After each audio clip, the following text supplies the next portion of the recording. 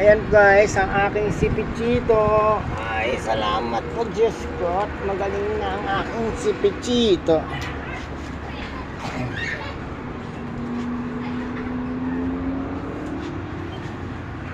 Mga Pichito, very good. Kumakain ka na ha. Sige ha, kukuha ko ng pagkain mo dun sa itaas ha. Nasa rooftop pa yung lalagyan ng pagkain mo eh. Dito ka lang muna palagi ha. Huwag ka mag-alala, nag-order na ako ng bago mong kulungan. Hihintayin na lang nating dumating. Pero yung bago mong kulungan, hindi kulungan ng ibon, kulungan ng aso. Kasi mas malaki yun. Parang mas malaki yun kesa sa kulungan na gusto kong bilhin para sa'yo. Gusto ko nga sana kulungan ng pusa eh. Parang malaki.